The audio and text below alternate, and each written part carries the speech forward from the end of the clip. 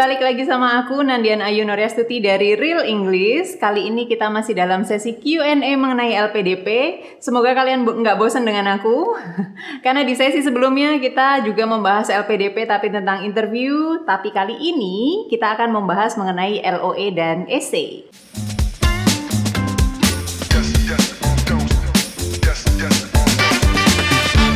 Kalian penasaran? Yuk kita cek apa saja yang akan kita bahas di seri kali ini. Nomor 1, apa sih sebenarnya LOE itu dan kenapa penting banget buat daftar LPDP?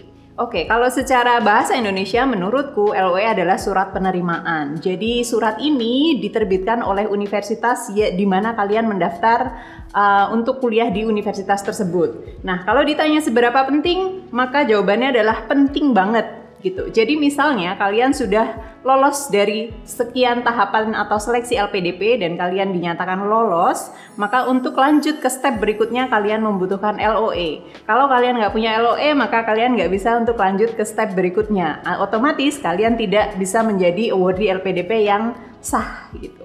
Kita lanjut ke nomor 2. Kapan sih waktu yang paling pas buat mulai nyari dan dapetin LOE sebelum daftar LPDP?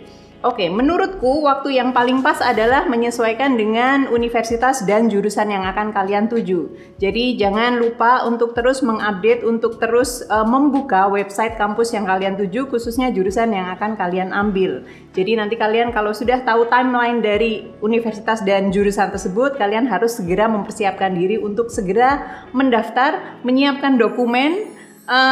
Yang paling penting jangan terlalu mepet dengan timeline yang disediakan oleh universitas gitu. Kita lanjut lagi ke nomor 3. Ada tips nggak sih buat milih universitas biar lebih gampang dapat LOE? Oke, di Q&A yang sebelumnya kalau nggak salah dengan Miss Adiba, beliau sudah banyak memberikan tips mengenai cara memilih universitas biar gampang dapat LOE baik ketika S2 maupun S3. Tapi beliau banyak memberikan tips untuk mencari LOE dari luar negeri. Nah, kalau dari pengalaman aku, maka aku akan berbagi tips untuk mendapatkan LOE untuk lebih gampang, biar lebih gampang maksudnya di dalam negeri, karena aku sendiri juga lanjutnya di dalam negeri.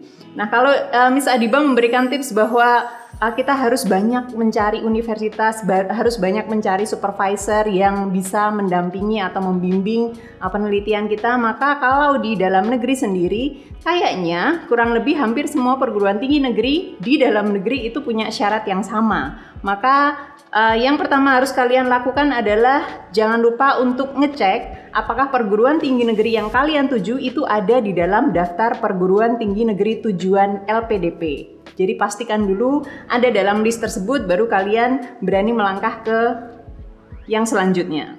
Nah, tipsnya adalah sebelum kalian mendaftar, coba cari tahu dulu dokumen apa saja yang diperlukan untuk mendaftar. Jangan sampai ketika tahun ini kalian mau mendaftar, tapi ada dokumen yang kalian nggak punya gitu. Jadi jangan sampai kalian sudah mau mendaftar, tapi ada dokumen yang sudahlah sekenanya, atau sudahlah sepunyanya, atau sedapatnya, dan seterusnya. Jadi pastikan semua dokumen itu sudah lengkap ketika kalian beneran mau mendaftar gitu. Next, nomor 4.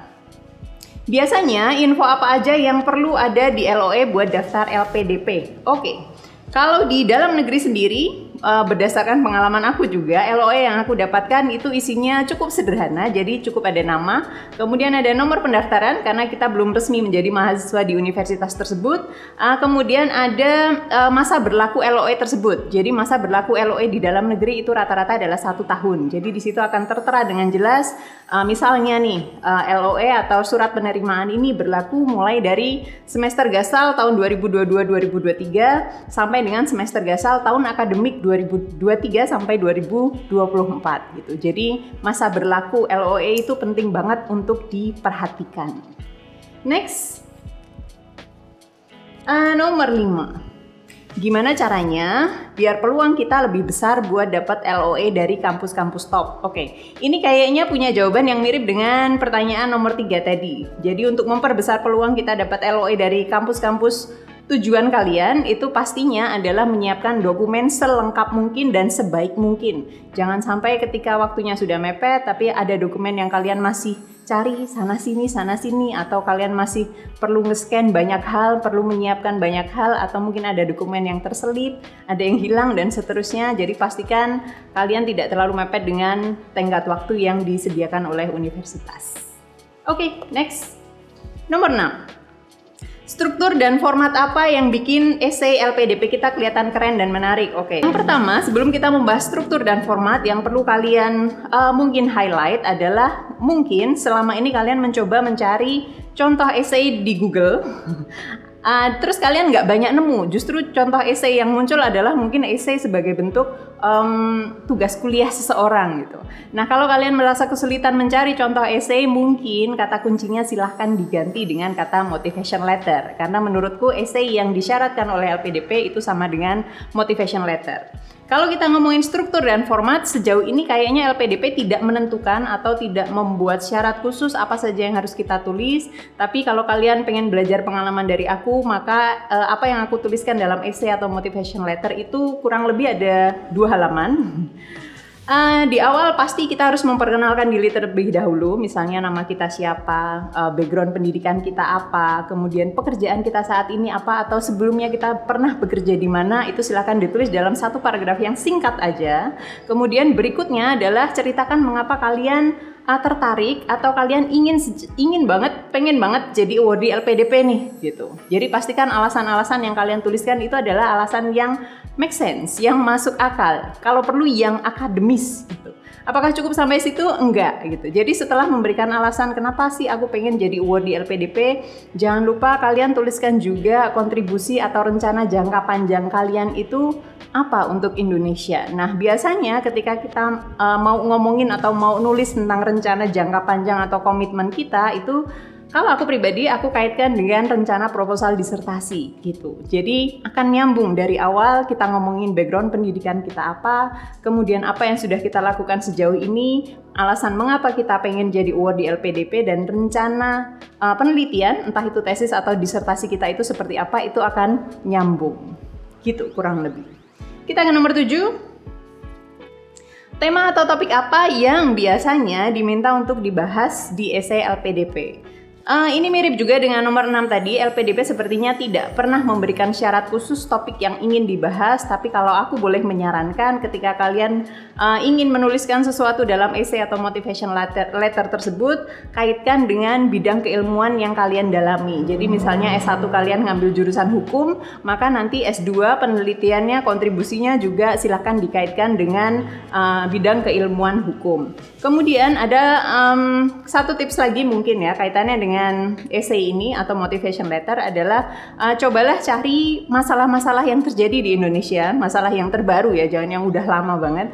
Cobalah cari masalah-masalah terbaru di Indonesia yang mungkin kalian bisa bahas, yang mungkin kalian bisa berikan solusinya dari hasil penelitian yang akan kalian lakukan baik di S2 maupun S3 gitu. Jadi akan kelihatan banget nih, oh Indonesia lagi punya masalah ini nih, kita punya kontribusi, kita punya rencana solusi dalam penelitian kita yaitu seperti ini. Gitu. Kita lanjut. Nomor 8. Gimana cara kita nunjukin komitmen dan tujuan jangka panjang di essay LPDP? Nah, ini kayaknya pertanyaan 6 sampai mungkin nanti sampai nomor 10 kayaknya mirip-mirip ya. Jadi kayaknya jawabanku juga akan sama, kurang lebih sama kayak tadi, cara nunjukin komitmen yaitu dengan berkontribusi sesuai dengan bidang keilmuan kita. Jangan sampai apa yang kita tuliskan itu jauh dari apa yang sudah kita pelajari di jenjang sebelumnya. Kita lanjut ke nomor 8. Nomor 9 ternyata. Kesalahan apa yang sering banget dilakukan orang saat nulis essay LPDP? Oke. Jujur aja aku nggak pernah melakukan survei ke teman-teman atau ke sesama awardee LPDP atau ke alumni. Misalnya nih, kenapa gagal lolos seleksi administrasi? Apakah karena esainya jelek atau ada sesuatu yang kurang dari esai? Sejauh ini sepertinya menurut aku, dari apa yang aku tanyakan ke teman-teman, seleksi administrasi itu kan salah satunya yang dicek adalah essay atau motivation letter. Nah, selama semua dokumen yang kita butuhkan atau selama semua dokumen yang disyaratkan oleh LPDP itu bisa kita penuhi, maka kita aman gitu. Apapun isi essaynya sepertinya aman, tapi bukan berarti kalian boleh asal-asalan untuk nulis essay. Aku gini aja deh, sederhana aja deh, 1 halaman aja kayaknya cukup. tanya aja ke ChatGPT gitu. Jangan sampai ya. Jadi usahakan tetap totalitas dalam menulis essay atau motivation letter, walaupun kita nggak pernah tahu nih apakah motivation letter kita beneran dibaca, beneran dinilai, atau hanya sekedar yang penting komplit dokumennya, kemudian habis itu kita bisa lolos seleksi administrasi. Oke, selain itu kenapa kita tetap harus concern ke motivation letter atau essay tersebut? Karena di dalam essay tersebut nanti itu adalah bahan yang akan dijadikan topik atau pembahasan oleh interviewer. Jadi jangan sampai tadi ya nanya ke ChatGPT atau AI yang lainnya. Oke, kita ke nomor terakhir. Pertanyaannya adalah, ada tips nggak nih biar essay kita makin oke? Oke, kalau memang kalian nggak terlalu yakin dengan tulisan kalian, essay kalian, motivation letter kalian, ada baiknya silahkan tuliskan sebisa mungkin terlebih dahulu. Kalau memang essay kalian berbahasa Indonesia, boleh minta tolong ke teman yang mungkin sekiranya lebih mahir berbahasa Indonesia, atau mungkin guru, dosen yang mengajar bahasa Indonesia, kemudian dimintai tolong untuk ngecek, minta tolong dong dicek mungkin EYD-nya ada yang kurang, bahasanya kurang formal. Ingat, karena ini adalah perihal akademis, maka bahasanya juga harus bahasa formal, jangan sampai menggunakan bahasa sehari-hari gitu. Atau misalnya essay kalian berbahasa Inggris, maka carilah teman yang sekiranya lebih pintar bahasa Inggris, atau guru atau dosen bahasa Inggris untuk dimintai tolong. Minta tolong Bapak Ibu untuk mungkin ngecek grammarnya, mungkin ngecek kontennya gitu. Jadi ketika sebelum submit, kalian akan jauh lebih pede dengan essay yang sudah kalian tuliskan. Oke, itu aja dari aku mengenai LOA dan essay di seri Q&A kali ini. Terakhir dari aku, pesan dari aku, kapanpun kalian menonton video ini, jangan gunakan video ini sebagai acuan utama ketika kalian mendaftar LPDP. Karena bisa jadi setiap tahunnya LPDP itu memperbaharui persyaratan, memperbaharui prosedur, dan seterusnya. Maka yang harus diupdate adalah diri kalian sendiri melalui website LPDP di lpdp.kemenko.go.id atau melalui sosial media LPDP. Thank you for watching.